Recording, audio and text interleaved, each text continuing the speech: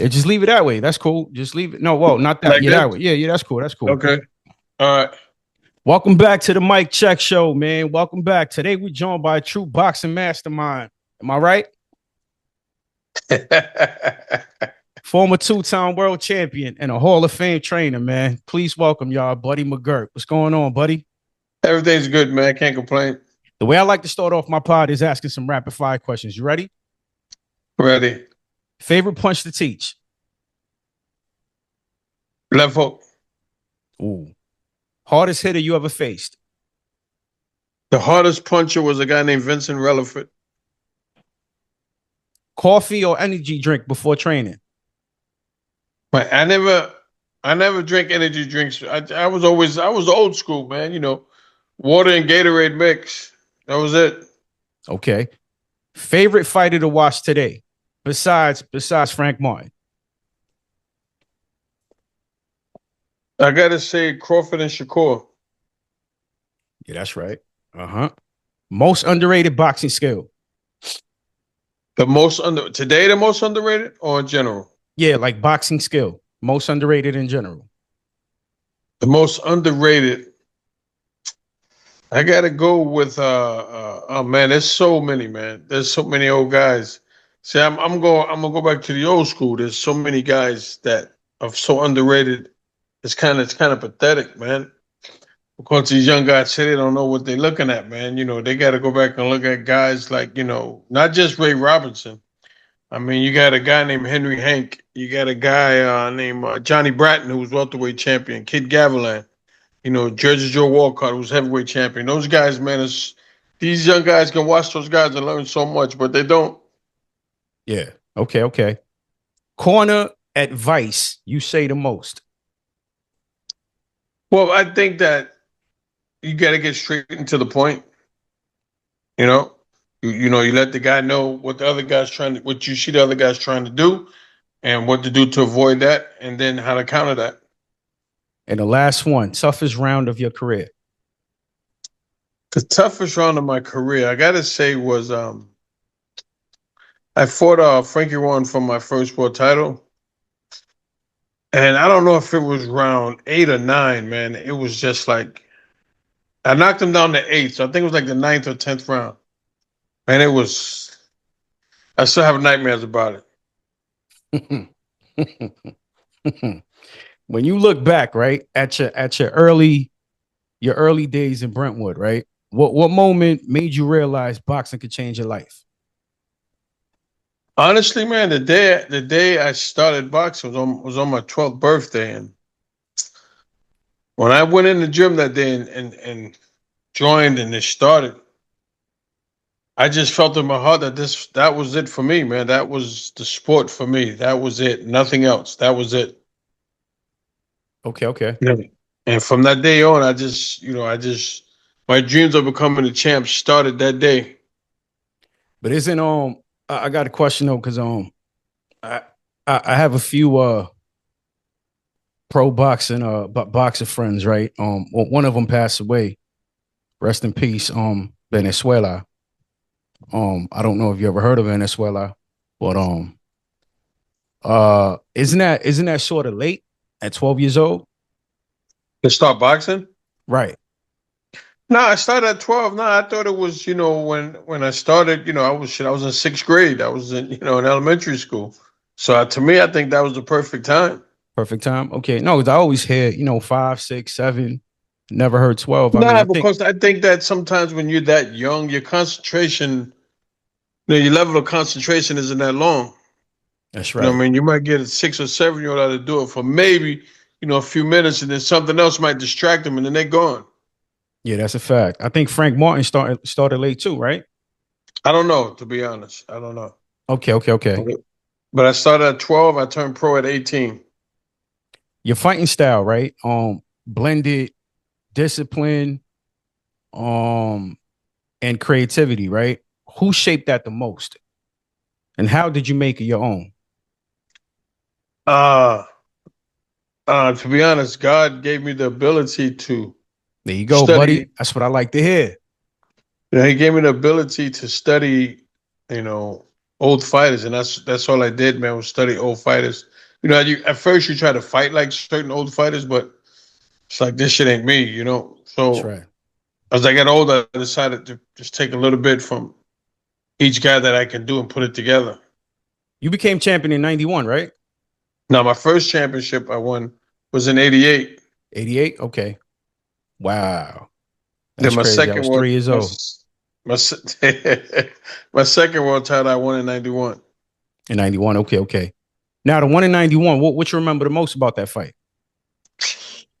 Uh I remember when I got in the dressing room, and I sat down I was putting on my shoes and I was playing some heavy D, and I just knew that nothing was going to stop me that night.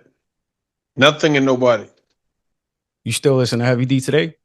Oh yeah, heavy D is my man. Rest in peace, Heavy D, man. Oh yeah, rest Word in up. peace for sure. Word up. You train some of the best in the world, buddy. What's the biggest difference between being a great fighter and a great coach? So the people that don't know. But sometimes what a lot of people don't like when you come from being a fighter and you get into coaching. In the beginning, you expect the guys to pick up what you're teaching them overnight. But we seem to forget that it didn't take us to pick it up overnight. You know what I mean? And so you got to be patient. And a lot of guys that were fighters that I speak to, I see them in the gym, and yelling at the guys. I'm like, your homeboy, remember you didn't pick it up overnight. Yes, I did. No, you think you did, That's right. but you didn't. I mean, you got to have patience. And a lot of ex-fighters, especially champions, they're like, former champions be like, yo, buddy, I don't have the patience. Yeah, it's, You gotta damn. have you gotta So have a lot of patience. it sounds like it happens often. Yeah. Damn, that It's not sucks. easy, especially if you've been at the top. It's not easy, man. It's not easy. It's tough. It's tough to make that transition. From a fighter to a coach. Yeah. It's a Wow, tough that's crazy. transition because you're gonna get guys with different styles. So when you fight and you had your own style. Now you got to see how you can make this guy's style works for him, and to get him to take that style and get him to do what you want him to do and need him to do. Now I'm glad you said that. Who chooses what style? Is it you or the fighter? In this case, you I choose see it what or they Frank Martin now. chooses it? I see what Frank Martin can do and he can't do. I see. Now Okay. here's a question. Now I'm gonna rephrase that. I see what he can do, what he can't do, and what he don't know he can do. Wow. Okay. Yeah. Because there's a lot that he can do that he doesn't do yet because he's not comfortable with it. But once he gets comfortable with it, it's a problem. Yeah. Yeah, man. I'm not gonna lie. I haven't seen one of those devastating knockouts in a while because that was crazy. Like that was. I actually felt bad for the I homie. felt You know what I I'm felt saying? bad for Rancis myself. Any fighter that gets knocked out like that, I feel bad for. I mean, it could have been worse. Yeah, and the good thing about what I like about Frank is that of course, like anybody else, they would celebrate, right? But his was short lived because as soon as he saw that he wasn't getting up, he went to him and he got on his knees and Yeah, I guess said a little prayer or whatever. That's cool. yeah, that's very cool, man. That was a good move because I mean, fighters are very compassionate. A lot of them don't show it, but in situations like that, you have to because you say to yourself that could be me down there. It's a sport where you got to have a tough skin, right? You gotta have a tough skin, but at the same time, you just gotta, you know, understand that when you get in that ring, man, anything can happen at any time to anybody. Were you ever nervous, buddy? I'm not. Yeah, of Keep it course. real. Keep it real, champ. Yes, I was nervous until the bell rang. Once the bell rang, then I know I can do my thing. But waiting to do your thing keeps you nervous, man.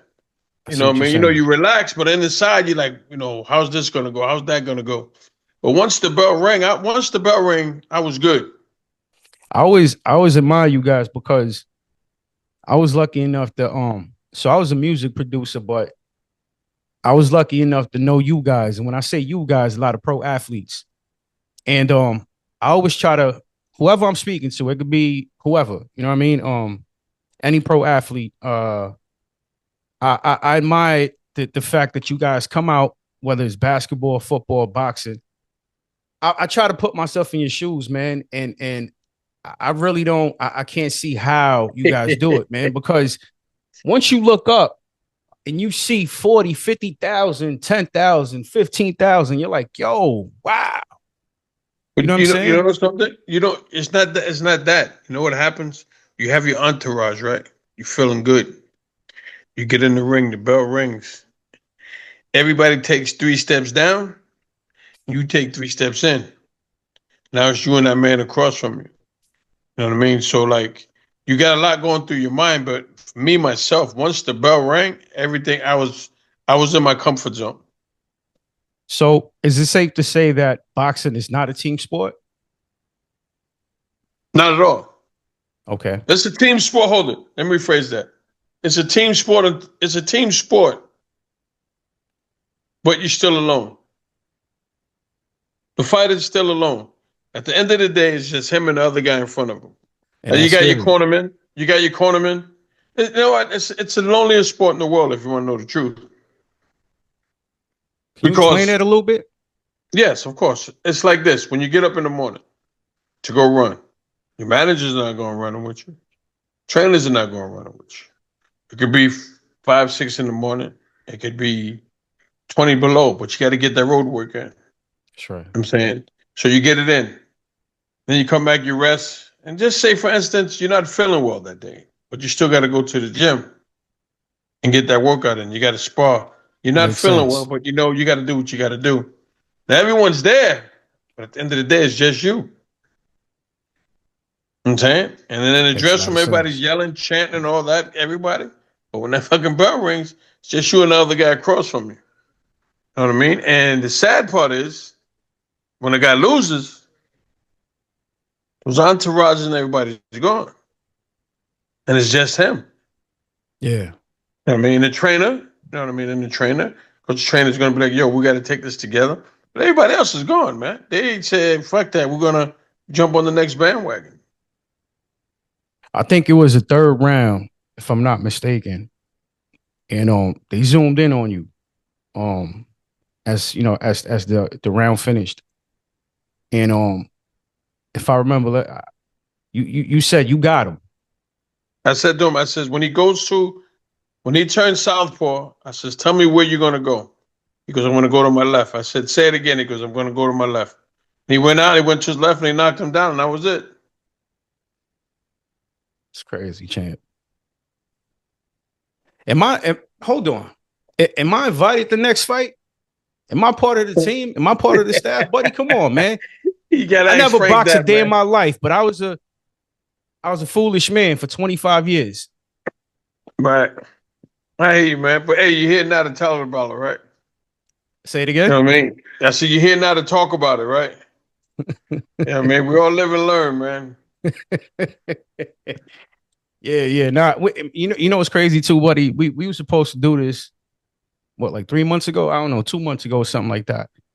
And as I'm watching the fight, I let my wife know every single person I interview, literally. And as soon as I clicked on the fight, I was like, yo, the fight, babe. Boom, put on a fight.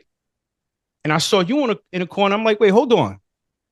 I said, nah, this is crazy. So that's why I text you. I said, yo, buddy, man, I said what I said. Incredible, Right. man. We were supposed to do this 2 months ago. But what wasn't okay, so what is one fight you train for, whether it's yours or your fighters, where the game plan had to completely change on the fly? Do you remember that one fight? Yeah. Yeah. I fought a guy named Vincent Relaford, and Yeah, I remember that. the motherfucker was tough, man. And I went out, and I thought I was going to get him out of there early. So I went straight at him for the first 4 rounds. We was toe to toe. Then that motherfucker hit me with a body shot. I said, hold up, man. This cannot happen for 8 more rounds. We got to figure some shit out. And I went back to the corner. My man's like, "You got him." I said, "No, I got to box this motherfucker, man." And I switched right there. I started boxing him and just breaking him down each round as I was boxing him. Every time he got close, I hit him with 2 body shots and get the hell out of Dodge. But by round 8, 9, I could see him slowing up. And I said, I got his ass now, but I still had to be careful because he could still punch. Yeah, yeah. So that basically changed on the fly. Yeah. Now, as far as you as a trainer, has that happened? Yeah. Well, you don't have to give too much info, right? Because I'm sure you probably still coach him or whatever, train him. So yeah, I mean, there was times, that, one thing wasn't working. I'm going to give you an example. When Arturo fought Mickey Ward the third time, he went into the fight with a fractured hand. Now I think it's the fourth or fifth round. He hit Mickey Ward on the hip and broke his hand. Came back to the corner. He said, "My hand's broke." I said, "What do you want to do?" He goes, "I can't quit." I said, "Okay, let's go to Plan B." And Plan B was to box him, use a lot of jabs and double and triple left hooks. And he did it. And then eventually he just started throwing the right hand or the instinct. I mean, we didn't panic, and I never asked him about the hand again after that round. I never said, "How's your hand?" I didn't mention it at all the whole fight. you don't have that demeanor, buddy. Real talk, OG. You don't have that demeanor as far as being someone that's going to panic. You look calm. Yeah, you gotta be. You gotta, Even man. even talking to you now, you look chill. Yeah, I'm relaxing, man. Word, like you look chill, like just you know what I'm saying? Like nothing bothers you. And that is cool, No, man. man. That's dope to have. That's a great trait. Thank you. As you get old, you learn to relax and be calm, man. You have to learn patience, huh? Oh yeah, definitely. Especially in the sport. Without a You know, doubt. let you mentioned Gotti, right? I just saw, well, not now, but obviously a couple of weeks ago, I think it was, his son. Um, something happened to his son.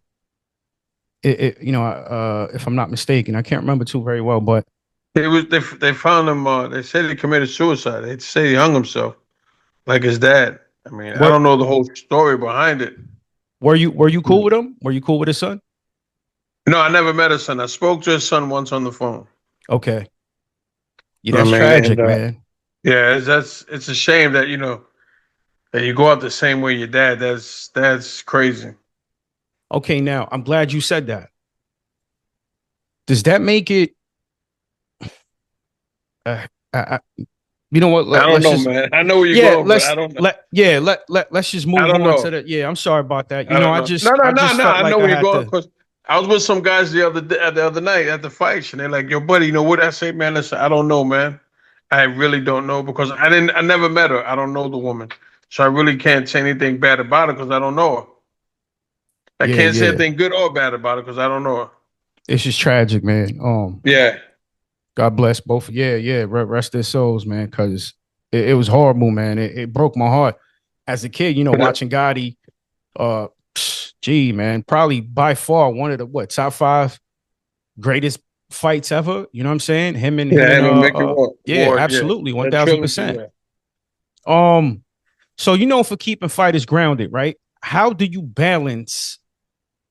And I'm interested in this response: honesty, discipline, and belief when working with high level athletes like Frank Martin, for instance. Well, first of all, you got to get them comfortable with you so that they trust you.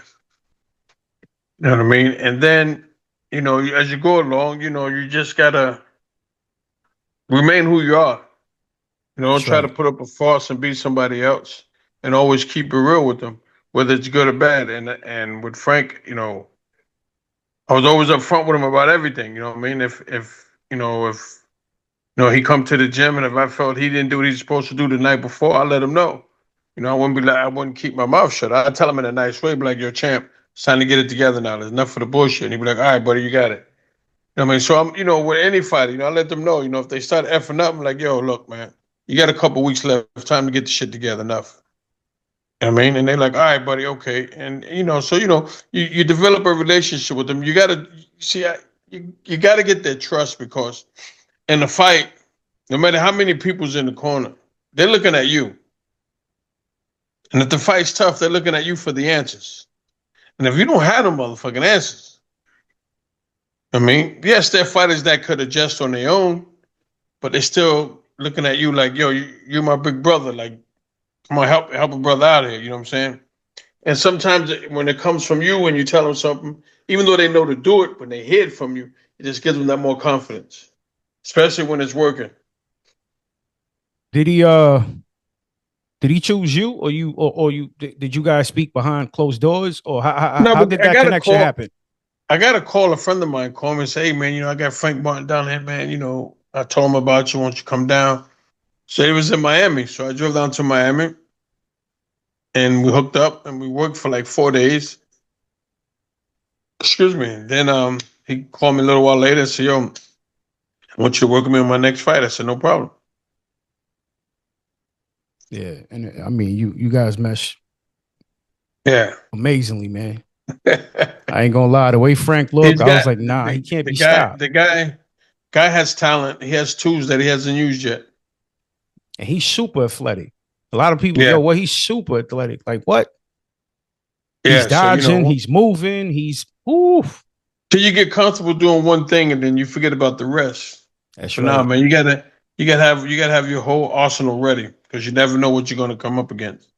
I remember your fights with Pernell Whitaker, right?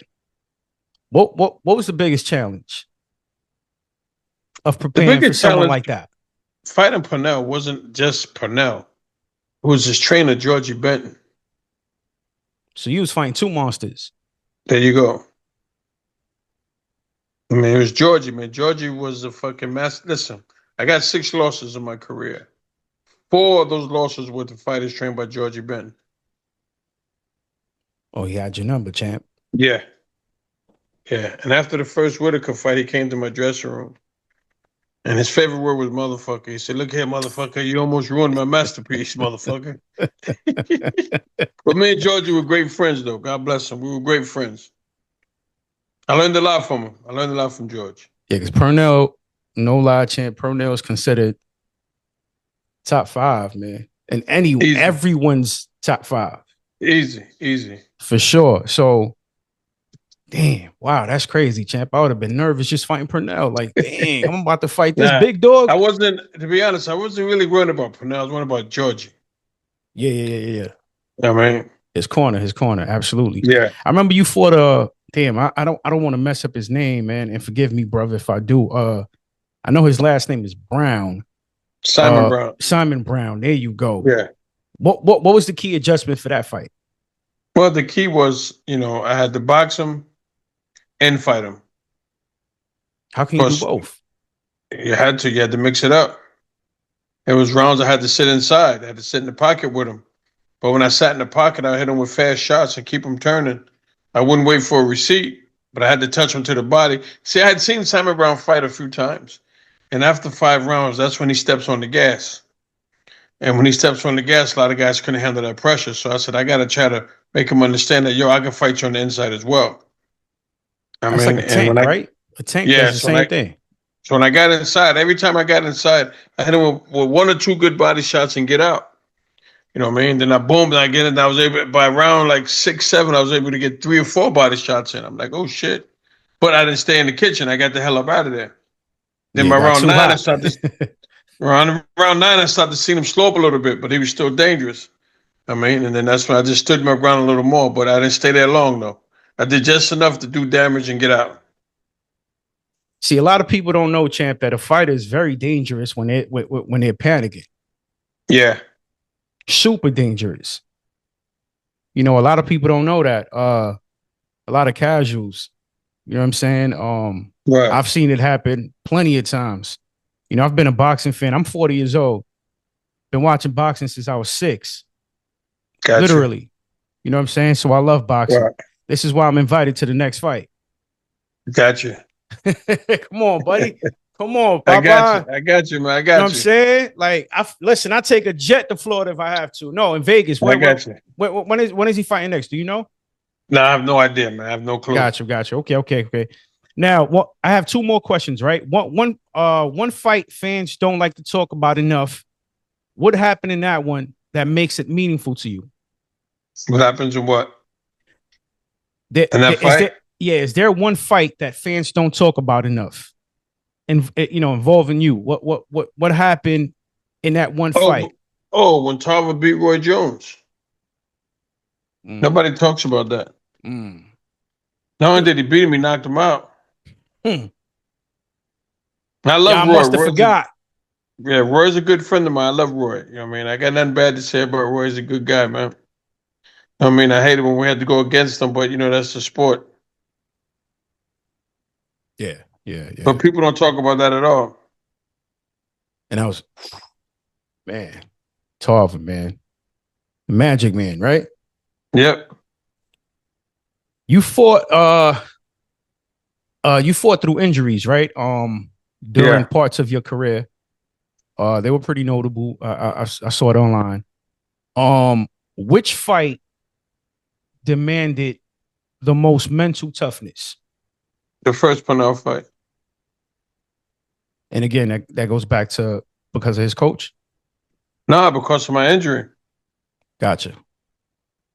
Okay. And I was going in there, with a guy like him with only a jab and a right hand. That's, not too goddamn bright. But, at that Mm-mm. point, at that stage of my career, it was, it's funny.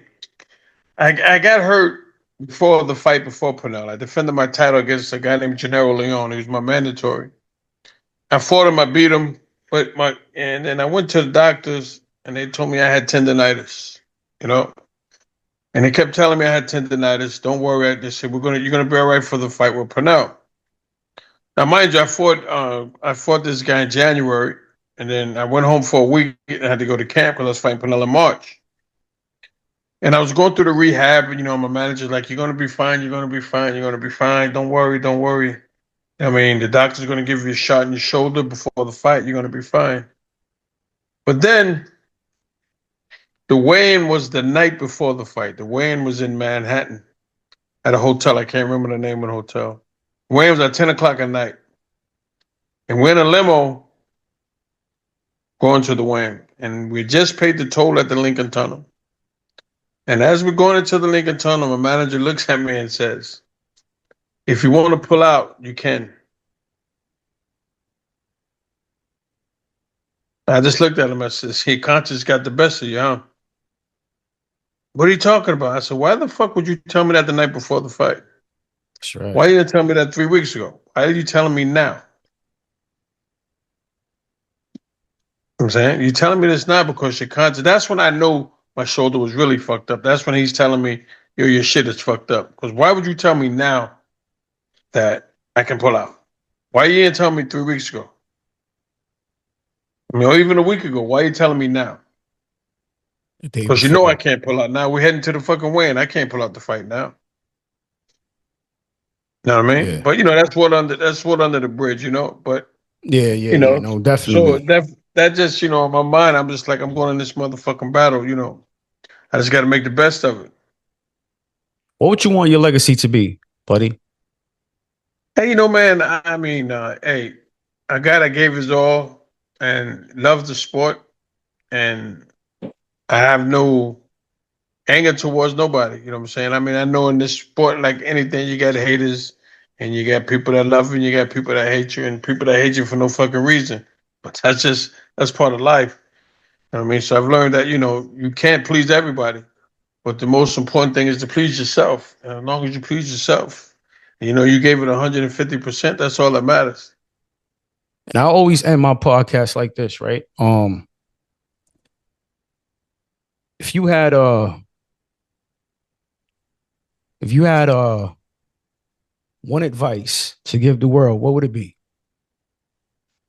To give the world, man, is, The world, they man, depended on you, buddy. What would you tell them? just love everybody, man. All the shit that's going on in the world today is fucking totally unnecessary, man. I mean, the racism, the shit with ICE. I mean, that shit's fucking uncalled for, man. It's just it don't make any sense, man. For what? For what is my question? Like for what? You got hardworking people out here, man, trying to make a living and take care of their family, and then you take them from their family and you ship them someplace that they've never been in their fucking life, man. So my thing is, how can you sleep at night, man, knowing you took a man away from his family because he was a different race? I mean, does that really make any sense? Not at I'm all. saying, I mean, like they say they want the criminals. Well, how about emptying out the prisons? You don't see us going to the prisons getting no criminal. You know what I'm saying? If you want the criminal, that's where the real criminals are. They're in prison. Go get them. They ain't going to get them. You know what I mean? It's just, it's sad. To me, it's sad, man. It's sad. It don't make sense, man. Especially when you're breaking up families. I mean, listen, there are some criminals out there. You get them, okay, cool. But what they doing these people today, man? It's sad, man. It's fucked up. You know what I mean? I just say, man, listen, man. At the end of the day, we all bleed red. You know what I'm saying? We all human, man. And no matter your race, your religion, if you decide to be gay, who cares? I'm saying, like, who cares? I'm saying, like, who really cares? You know what I'm saying? To me, you know what I mean? Like, who cares? Everyone's different. That's the way of the world. So, you can't hate somebody because they're different than you. Nah, it don't make sense. Or different color than you. That don't make sense. And that's why I'm glad, and I tell everybody, that's why I'm glad I grew up where I did in New York. Because my neighborhood was multicultural. Oh yeah, for sure. Spanish, white, black. We all hung out. We all ate together. We had a little, when you're young in school, you might have the whites and the blacks fighting each other. But it was all bullshit at the end of the day. You know what I mean? But they fighting the next day. They had lunch together. But it wasn't like it is now, man. Now the shit is like nuts, man. Nuts. You know what I mean? And Yeah. I had white neighbors, Spanish neighbors. My neighbor, my first friend was Panamanian. My first friend, his name is Johnny Gonzalez. And we're still Shout out friends to to this him. day. I mean, we're still friends to this day. My friend, far back as I can go and remember when I was like, yo, this is my friend. So you what, 5, 6 years old? Yeah. And Johnny Gonzalez, and to this day, and every time I fought for the title, he was there. I mean, and to this day, his mother's house is still next door to my mother's house. The house he grew up in is still there, and the house I grew up in is still there. And my nephew lives in my mom's house, and his family lives but he moved to Panama. The only time we didn't speak was when Duran fought Sugar Ray Leonard, because he loves Roberto Duran. And when Duran fought Sugar Ray Leonard in 1980, me and him were enemies because Duran won. So we didn't speak for like a week. But to this day, man, I mean, he's my first friend, man, and we're still in contact, man. Like 50 years later, man. You know what I mean? And it's a great thing, man. So we didn't grow up with that. We didn't grow up with that shit in my neighborhood. Oh, the white, they're white. No, I played little Yeah. league football. We had the whites and blacks on the same team. There's none of this shit today, man. I mean, this is crazy, man. It's gotten worse. Yeah, it's For crazy, man. sure. It don't make sense, man. And it's scary because these Go ahead. people, you know exactly who I'm talking about. These people can implement any law, anything, you know what I'm saying? And they have full control. You know what I Right, mean? And that's the scary part. You know what I'm saying? right. So I get what you're saying, champ, for sure. But I want to say thank you, for taking some time off your day, off your Oh man, evening, no right? problem, man. My To come pleasure. to come chill with me and have a nice little sit down. Am I invited? Tell my fans, am I invited to the next fight, champ? You're invited to the next fight, man. There you go. Gotcha. You guys heard that, man. Please like, comment, and subscribe, and go follow Buddy, man. Please, man. My brother from now on. God bless you, All right, buddy. man. All right, you too, babe. Peace, brother. All right, peace.